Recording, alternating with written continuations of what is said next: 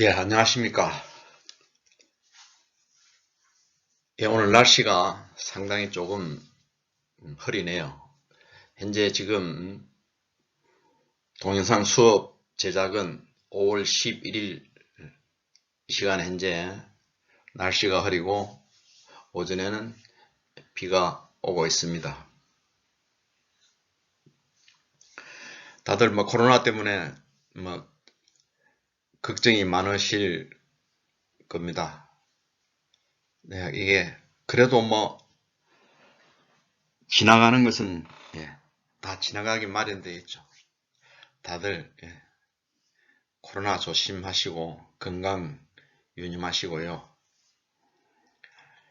예, 이번 시간에는 12주차 1차 시입니다. 제10장 사회복지 프로그램 및 평가 4가 되겠습니다. 지금 사회복지 프로그램 평가가 내용도 많을 뿐더러 분량도 넓어 지금 여러 시간을 나누어서 지금 수업을 하고 있습니다.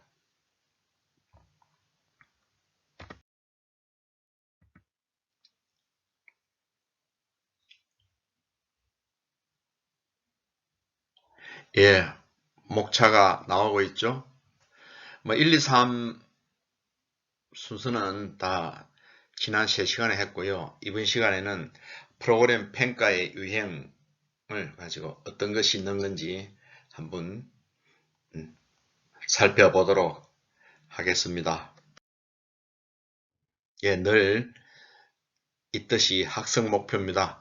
유형을 하면 어떤 유형이 있는지 파악하고 이해를 해보는 것이 학습 목표이기도 합니다. 예, 우리 간단한 늘 수업의 패턴이 복습부터 먼저 좀 있죠.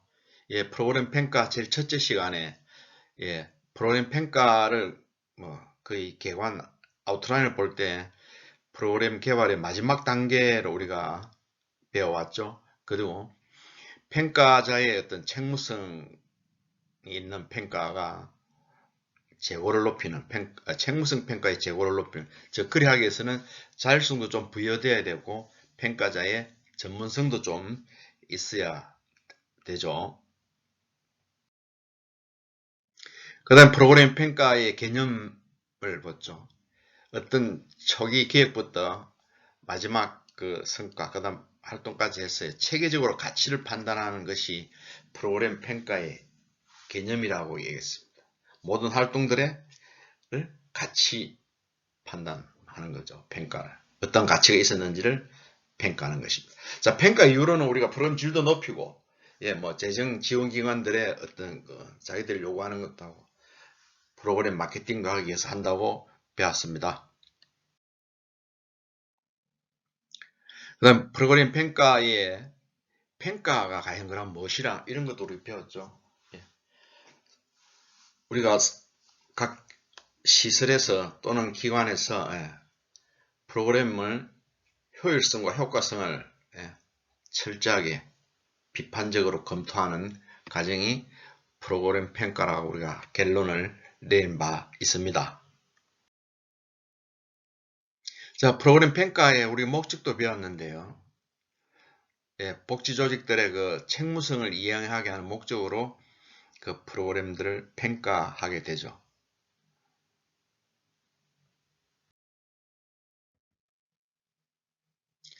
그럼 평가의 이론과 모형이 무엇이 한 5가지로 있었죠. 제일 먼저 목표 지향 평가 모형입니다. 가장 고전적인 평가 모형이라 했고요.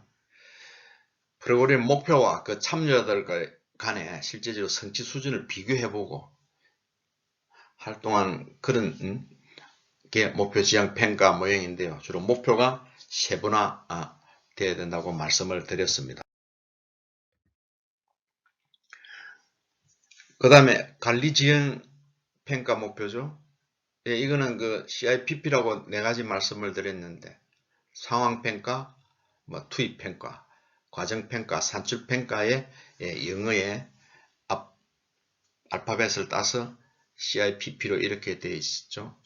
이거는 의사결정자의 의사결정을 돕는데, 즉 가정별로 되어 있기 때문에 의사결정을 돕는데 상당히 중요한 역할을 한다고 말씀을 드렸습니다. 네, 그 다음 수혜자 평가 모형을 배웠죠. 예. 이거는 그 스크리번이 체계화한 건데요. 전문평가자는 수혜자의 대리인으로서의 역할이 중요하다고 중요시하는 그런 수혜자 지향형 평가 모형을 배웠습니다. 다음 제4세대 평가 모형을 네 번째였죠. 1세대는 측정 중심의 평가 모형이었고요. 2세대는 개인에 대한 측정으로부터 평가 대상을 확대하여 프로그램까지 평가 대상을 잡는 것이 제2세대 평가 모형이었고요. 제3세대 평가 대상으로는 평가 대상에 대한 체계적인 기술과 판단이 강조되는 평가 방법이라고 했습니다. 자, 1, 2, 3 그런데 그럼 제4세대 평가 모형은 전통적인 평가 모형들을 대체하는 그런 새로운 평가 모형을 총칭해서 말한다고 할 수 있습니다. 그럼 다섯 번째 마지막 논리 모형이었죠. 투입, 과정, 산출, 성과관들의 체계를 논리적으로 설명도 하고 도식을 체계적으로 넣어서 우리가 프로그램 성과를 평가하는 모형을 말합니다.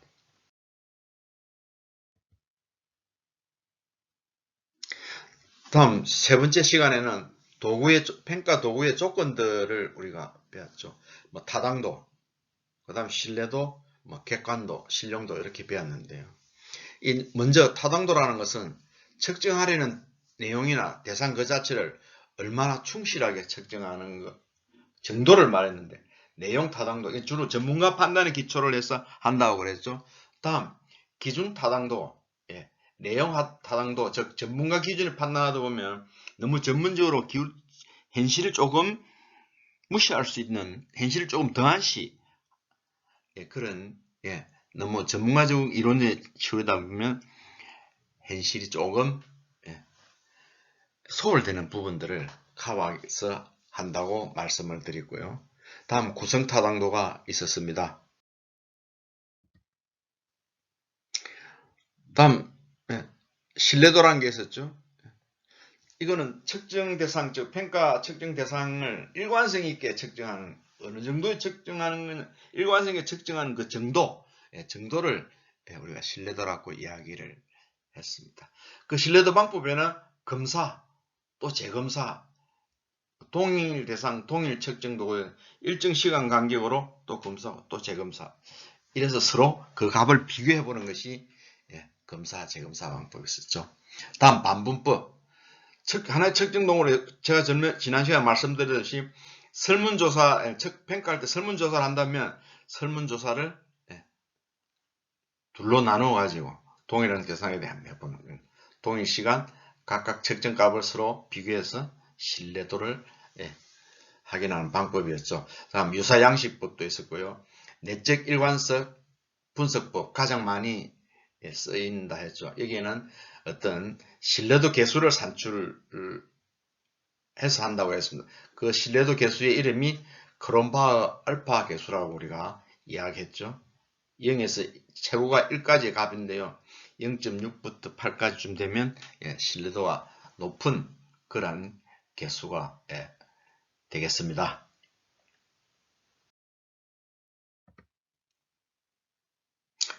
그 다음 객관도가 여러분 있었습니다. 평가 결과에 대해서 평가자의 채점이 어느 정도 신뢰롭고 일관성이 있느냐는 정도를 말하죠. 신뢰도의 일종이죠. 여기는 평가자의 사실은 소양이 제고가 돼야 되는 거죠. 평가자가 좀 객관적이고 좀 객관화돼야 어떤 그런 균형 잡힌 자세, 이런 소양들이 있어야 되는 거죠. 좀 더 객관을 높이려면 그럼 한 사람보다 두세 사람 있으면 더 좋죠. 다수인이 공동 참여해서 평가하고 이러면 객관도가 당연히 높아질 겁니다. 다음 신용도가 있습니다. 이거는 우리가 평가 도구한 방법에 시간과 노력, 비용 뭐 이런 것들이 얼마나 적게 들면서 소기의 목적을 달성하는 이런 정도죠. 그런 것들을 신용도라고 우리는 배웠습니다. 그러면서 우리가 실제적으로 교재에 202페이지나 203페이지에 보이다시피 여러분 표 10-1을 보면서 평가 기준과 평가 요소를 일일이 손으로 한번 짚었습니다. 자, 평가 요소에는 노력성, 효과성, 효율성. 효율성은 여러분 뭐죠? 산출에 대한 비용이 어떻게 했냐 이런 거죠. 자, 그러니까 산출 결과보다 비용이 훨씬 적게 들어왔다면 그거는 효율성이 좀 높은 거죠.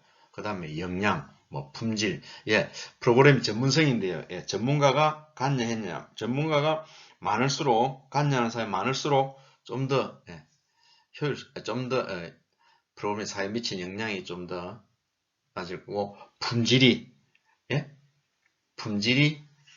좀 높다고 하겠죠. 당연히 여러분 비전문가 또는 아마추어가 프로그램 만들고 기획한다면 전문가보다 아무래도 좀 못하겠죠. 그래서 품질의 문제가 있다고 이야기했습니다. 너무 가정도 있을 거예요. 그 다음에 프로그램 접근성, 즉 이 프로그램이 동일한 그 클라이언트 대상들이 어떻게 접근할 기회가 쉬운지 이런 형평성 문제도 우리가 평가의 항목에 있다고 이야기를 했습니다.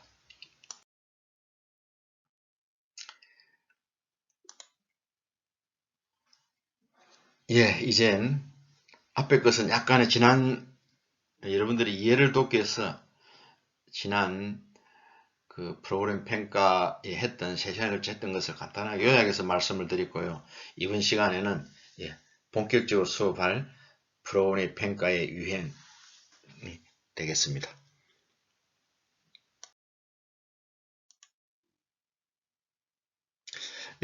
여러분 평가의 유행에는 상대평가와 절대평가 이런 것이 있는데 이거는 여러분 제가 말씀을 안 드려도 여러분들은 이 용어는 많이 들어왔던 그거예요. 이 상대평가는 우리가 상대 비교평가라고도 하고 기준 지향평가라고도 하는데 여러분 상대평가 잘 아듯이 잘하는 사람이 평가 대상자가 예를 들면 100명이라면 전부 다 잘했다 그런다고 해서 서열을 안 매길 수가 없죠. 그렇게 상대적 서열로 나타나는 평가 방법입니다. 그럼 절대평가는 잘하는 사람이 그 반의 평가 대상자가 100명인데 잘하는 그 프로그램 평가 대상자가 100명인데 전부 다 결과가 다 잘 됐다. 그럼 다 1등 주자. 이제 그런 논리를 이야기하는 것이 절대평가죠. 이거는 절대 기준평가 또는 목표 지향 평가를 하기도 합니다. 즉 목적 달성도에 의해서 나타난 평가하는 방법들이죠. 상대평가와 절대평가의 장단점을 제가 한번 만들어 봤습니다.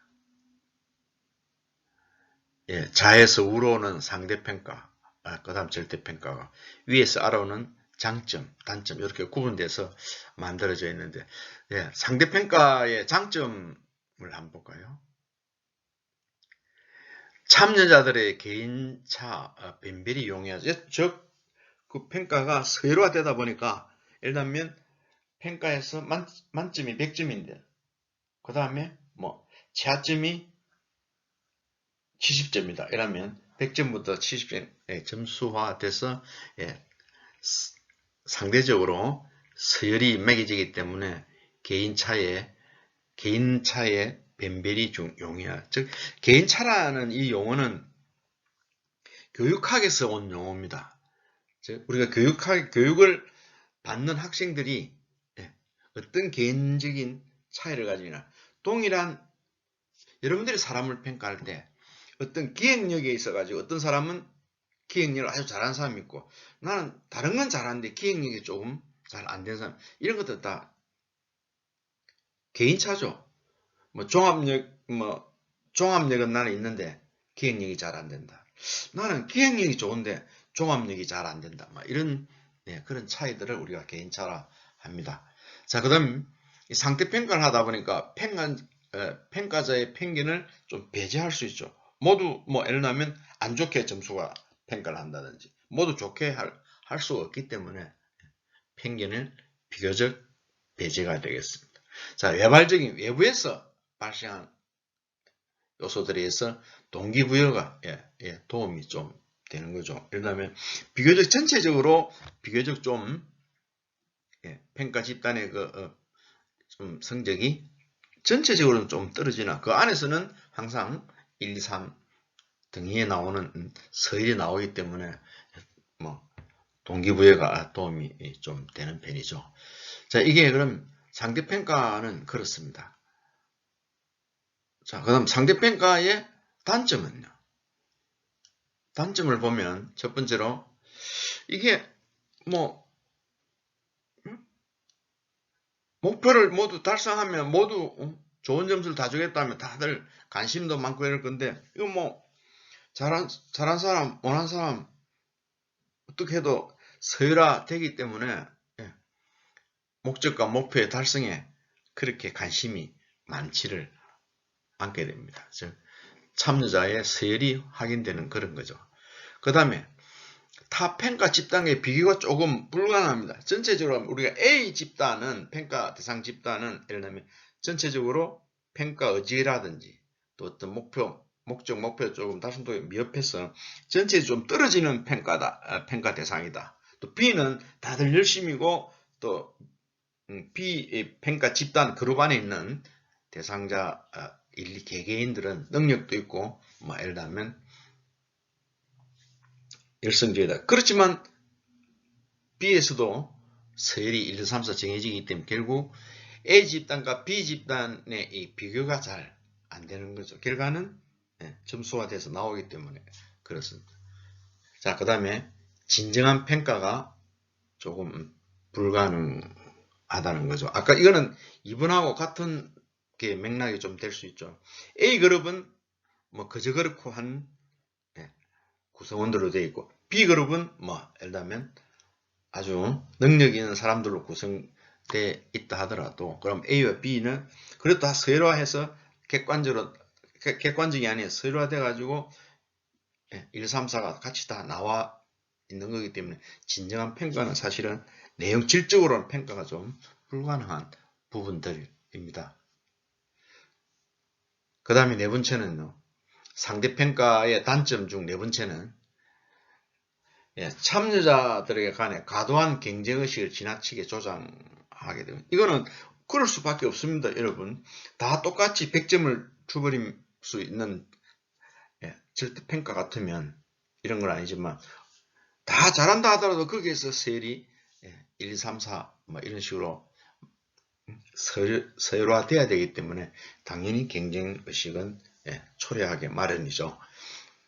다음 이게 이제 인간 발전 가능성에 대해 신념을 흐리게 할 수 있다. 이런 말씀. 사람이 여러분 좀 더 잘한다면 그 잘하는 그룹에서 좀 더 잘하기 위하고 이런 어떤 그 인간이 발전할 수 있는 그런 거 있는데 조금 못하더라도 다른 사람 그 평가 대상자 중에 나도 못하지만 또 다른 사람이 못하다면 그럼 내가 1등 할 수 있는 그렇게 해서 언제든지 뭐라 해야 됩니까? 어떤 그 열정과 어떤 그 전진하고자 하는 자세가 조금 흐트러지고 하기 때문에 신념을 조금 흐리게 될 수 있는 거죠. 자, 다음 절대평가입니다. 절대평가의 장점은 뭘까? 이건 여러분들이 절대평가를 예를 들면 모두 다 90점 이상으로 줄 수밖에 없다. 서열화되지 않고 모두 다 예를 들면 극단적인 표현에서 100점을 다 줄 수 있는 게 절대평가지 않습니까? 자, 그러면 이 절대평가는 프로그램을 다 잘 됐다. 그럼 전부 다 점수를 다 높게 줄 수 있는 거죠. 그러면 프로그램 개선을 위해서 실질적인 자료를 제공할 수 있죠. 자, 그럼 모두 점수가 다 좋게 나오기 때문에 이 프로그램이 상당히 좋다. 다음에 한번 또 이 프로그램을 좀 더만 부족한 부분만 커버하면 진짜 더 좋은 프로그램이 되겠구나. 막 이런 어떤 실질적인 자료를 제공하게 되죠. 그 다음 프로그램 지도 활동의 개선에 도움을 준다. 아까 말씀드렸지만 상당히 프로그램이 절대평가에서 좋게 나왔는데다 조금만 미흡 부분만 개선해 준 하고 이런 건데 에 대해서 이제 도움을 주는 거죠. 그 다음에 참여자들에게 성공감과 성취감을 느끼게 한다. 이거는 여러분 뭐 생각을 한번 해보시죠. 그 상대평가는 상대평가에서 어떤 평가 대상 집단에서 뭐 날고 긴다는 사람이 다 있다. 그렇지만 거기는 날고 긴다 하더라도 어차피 1, 2, 3, 4 이렇게 미시한 차이지만은 서열화되는 거 아니겠습니까? 그러면 절대평가에는 다 날고 기니까 다 뭐 예를 들면 뭐 100점을 다 줄 수 있는 거죠. 그래서 참여자들에게 성공감과 성취감, 보람을 맛보게 할 수 있죠. 자, 그러다 보니까 아까는 여러분 상대평가에는 서로 과도한 경쟁의식을 가지고 막 이렇게 하게 되는데 여기에서는 다 잘하면 다 뭐 1, 2, 3, 4 등 이래 나오는 게 아니고 다 점수를 다 100점 다 받을 수 있기 때문에 참여자들 간의 협동 활동을 촉진할 수 있습니다. 다음 절대평가의 단점들은 물론 이거는 상대평가의 장점하고 조금 서로 이해도가 좀 맥락이 좀 비슷하다고 할 수 있겠죠. 참여자들의 개인차 변별이 어렵다. 예를 들면 나는 기억력에서 조금 우수하지만 종합력에서 떨어지고 막 이런 부분들이 개인차가 있는데 그 개인차에서 예를 들면 여기서 기억력 1, 2, 3, 4를 매기면 변별이 알 수 있는데 다 100점 되고 이렇기 때문에 개인차의 변별이 좀 어려운 거죠. 그 다음에 그럼 그러한 100점을 줄 수 있는 절대적인 기준이 뭐냐? 어떤 기준이 있어야 되는 거 아니죠? 100점을 주긴. 근데 기준 설정이 사실은 좀 어렵게 다고 할 수 있습니다. 그 다음에 뭐 두 번째 빠뜨린 외발적인 동기 유발이 좀 부적절하다. 뭐 점수 다 뭐 잘 받을 건데 뭐 일까 동기 유발이 좀 부적절하다고 할 수 있겠습니다.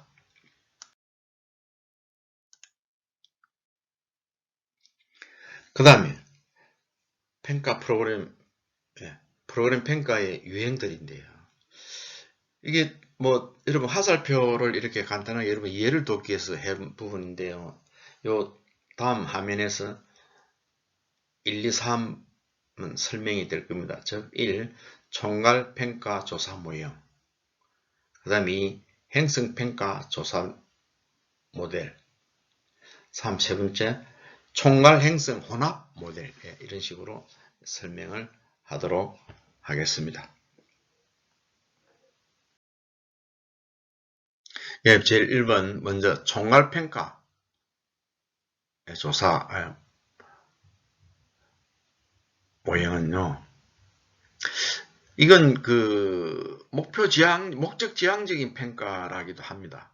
이건 주로 프로그램이 끝난 후에 실시하는 평가인데요. 총괄 평가. 그럼 사실은 총괄 평가 하려면 프로그램 다 끝나고 하는 게 맞죠.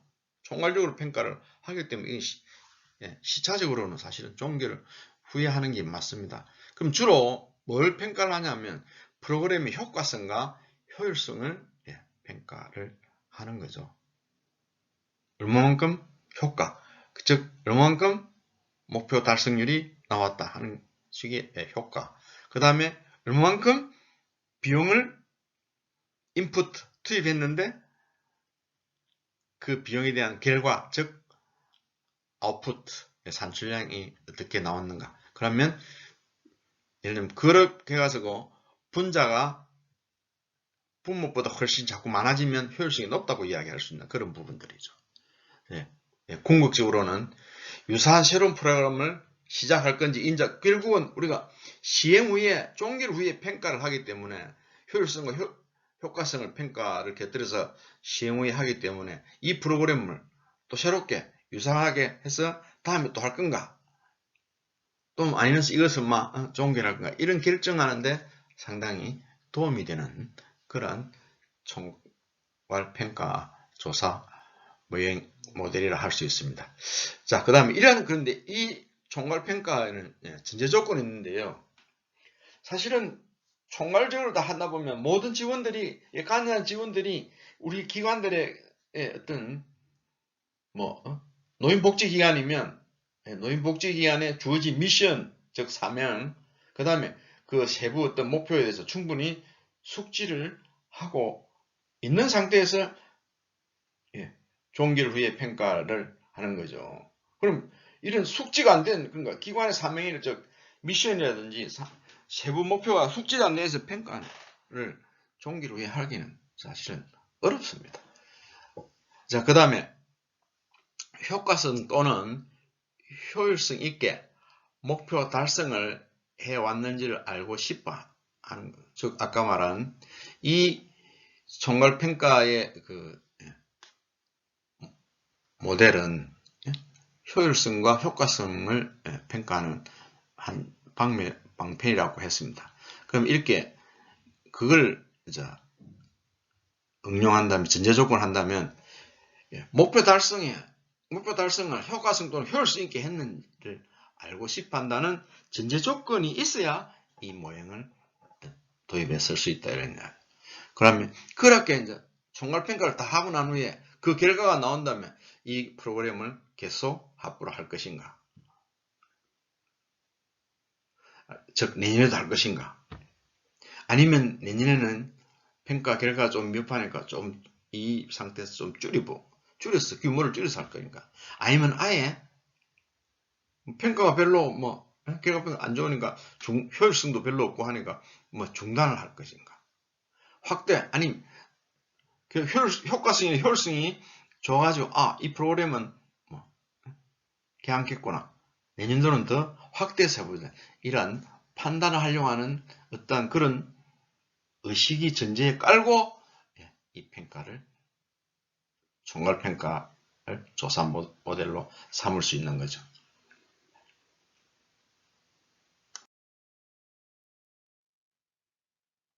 그 다음에 행성평가 조사 모델입니다. 이건 뭔가요? 과거 지향적인 이건 주로 아까는 여러분 프로그램 종결 후에 한다고 말씀을 드렸습니다. 근데 이 행성평가 조사 모델은 프로그램 시행 도중에 실시하는 거죠. 그럼 도중에 실시하면서 프로그램 수정 또는 보완을 수시로 하게 되는 거죠. 즉 시행 중에 프로그램 개선을 목적으로 하고 있습니다. 종결 후에 하는 것이 아니라 한참 진행 중에 하고 있기 때문에 그때그때 프로그램 조금 바꿀 수 있는가, 미세한 부분을 조정할 수 있는가, 이렇게 하려고 하는 목적으로 행성평가 조사 모델입니다.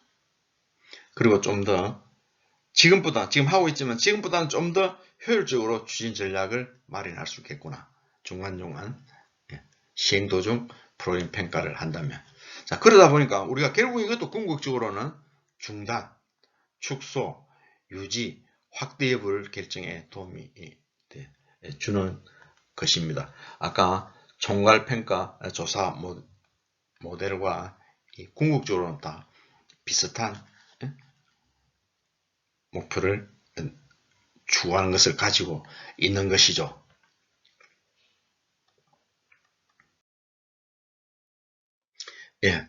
다음 총괄 행성 혼합 모델입니다. 이름 교재 206페이지인데요.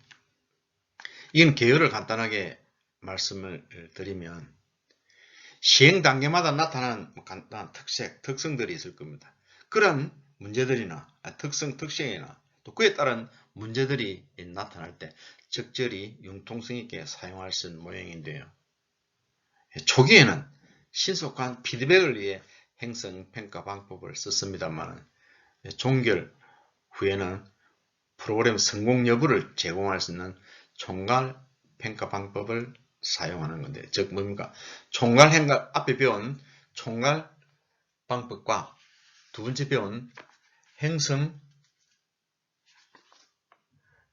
평가 조사 모델을 적절히 섞어가면서 평가를 해온 것이죠. 즉 종길 후에는 총괄 평가 방법 제일 첫 번째 배웠던 걸 하고 중간중간에는 초기에는 행성 평가를 해서 신속한 피드백이 되도록 했다든지 이런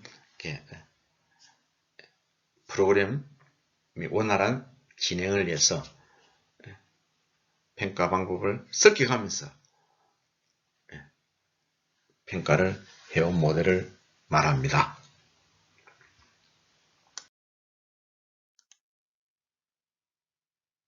이제 그림이 다시 보게 되니까 이해가 되나요?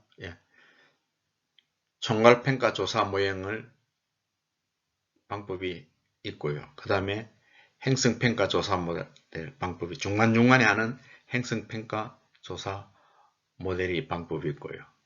그 다음에 즉 아까 총괄평가는 프로그램 수행 완료 후에 하는 것이었죠. 행성평가는 중간중간에 이 두 개를 섞어서 혼합 평가하는 방법을 총괄 행성 혼합 모델 방법이라고 이야기를 할 수 있습니다.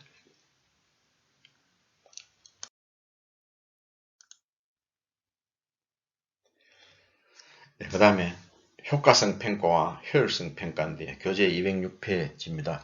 이건 여러분들 많이 듣는 이야기죠. 효과성 평가, 효율성 평가 이런 게 우리가 효과성은 주로 목표하고 목적하고 관련이 있습니다. 한번 볼까요? 효과성 평가는 프로그램의 목적과 목표 달성 여부, 달성률에 가까운 것이 효과성 이런 거고요.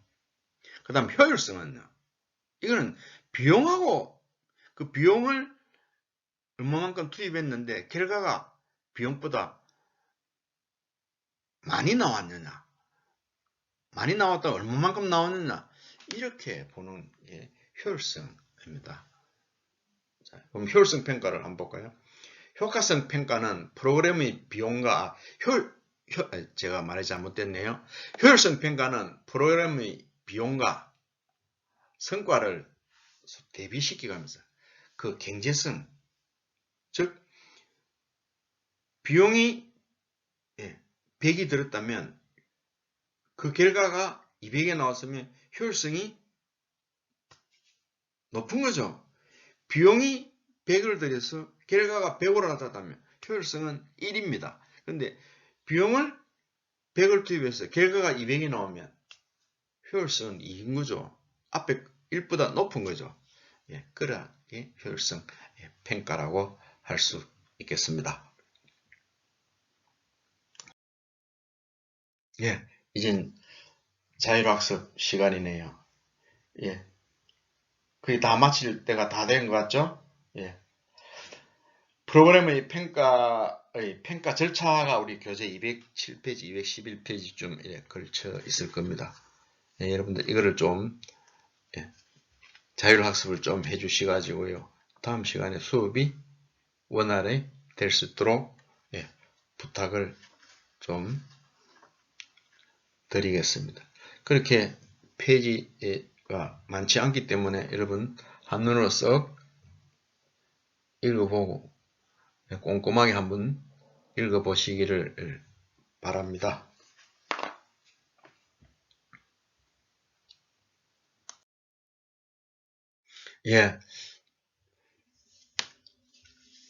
여러분 장시간 온라인 수업 들으신다고 고생이 많으십니다.